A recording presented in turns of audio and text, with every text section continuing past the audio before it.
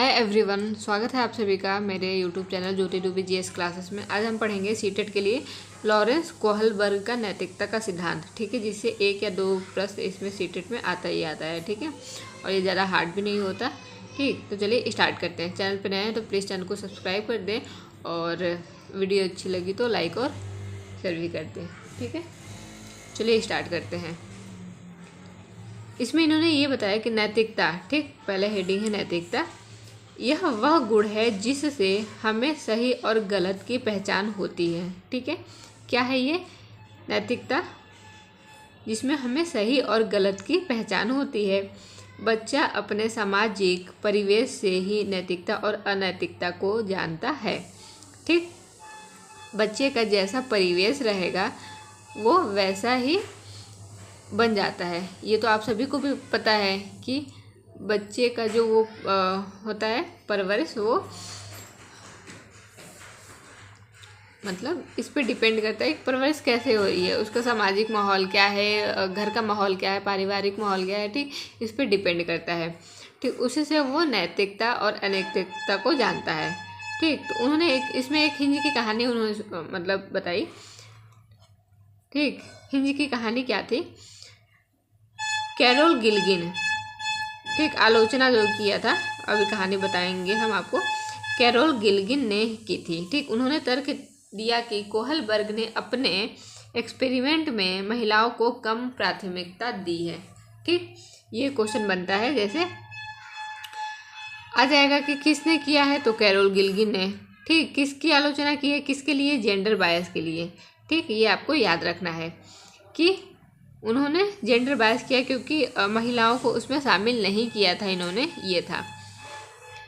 आगे है, इन्होंने तर्क दिया कि पुरुषों की नैतिकता का आधार न्याय है, जबकि स्त्रियों की नैतिकता का आधार देखभाल मतलब केयर है। ठीक है, इन्होंने ये तर्क दिया कि जो पुरुष होते हैं उनकी नैतिकता जो है वो न्याय पे डिपेंड करती है।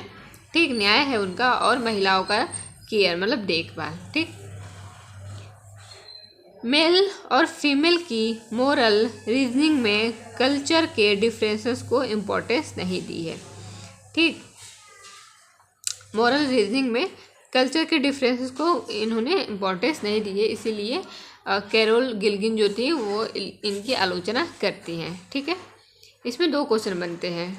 ठीक, दो ही जगह से क्वेश्चन आता है, एक नैतिक दुविधा का और एक नैतिक तरगड़ा। ठीक, इसी से क्वेश्चन बनता है। नैतिक दुविधा क्या है? सही और गलत के बारे में डिसीजन ना लेने की स्थिति नैतिक दुविधा कहलाती है। ठीक, अगर आप किसी चीज़ में बहुत कंफ्यूज हैं कि क्या सही है क्या गलत है, तो वो क्या होता है? नैतिक दुविधा होता है। ठीक, इससे क्वेश्चन बनता ही है, इन दोनों से क्वेश्चन बनता है। ठीक, और नैतिक तरगड़ा क्या है? ठीक, तरकड़ा मतलब तर्क, सही और गलत के बारे में डिसीजन लेने में शामिल प्रक्रिया को नैतिक तरकड़ा कहते हैं। सही और गलत में से किसी एक को चुनना, जैसे हिंज ने चोरी को चुना। ठीक, हिंज की कहानी ऐसी है कि उनकी बीवी बीमार रहती है। ठीक, तो वो किसी डॉक्टर के पास जाते हैं जिसका मतलब जिसकी दवा उनके पास थी, तो उन्होंने मांगा तो वो नहीं दे पाए, और उनके पास पैसे थे नहीं खरीद पाए, तो मांग रहे थे नहीं दिए, तो फिर उन्होंने सोचा कि अगर मैं चोरी नहीं करता हूँ तो मेरी बीवी मर जाएगी, और चोरी करता हूँ ठीक तो चोर कहलाऊँगा। लेकिन उन्होंने लास्ट में चोरी करना सही समझा और चोरी उन्होंने कर ली। तो इसीलिए वो इस मतलब बताना चाहते हैं कि दो तरह का होता है, एक नैतिक दुविधा होता है, एक नैतिक तरकड़ा होता है। ठीक है, नैतिक दुविधा में होता है कि हम दुविधा, जैसे बात सही समझ आ रहा है, ये जो वर्ड है इसे समझ आ रहा है कि दुविधा, ठीक है, जिसका हम निर्णय नहीं ले पाते हैं। कभी कभी हमारी लाइफ में भी ऐसा होता है कि हम किसी चीज़ पे एक डिसीजन नहीं ले पाते, उसको दुविधा कहते हैं, और जिसको आसानी से ले लेते हैं कि अच्छा हमको यही करना है, वो तरकड़ा कहलाता है। ठीक, एग्जाम्पल इसका देख लीजिए, हिंज अगर चोरी करेगा तो पुलिस पकड़ लेगी। ठीक, अगर नहीं करेगा तो उसकी बीवी मर जाएगी। ठीक, ये दोनों कंडीशन था, लेकिन वो चोरी कर लेता है लास्ट में। ठीक है, तो इसे क्वेश्चन बनते ही हैं, और ये बहुत सिंपल ही होता है। तो आई होप आप लोग को वीडियो अच्छी लगी हो तो प्लीज़ लाइक और शेयर कर दें। ठीक है, मिलते हैं नेक्स्ट वीडियो में। Thank you.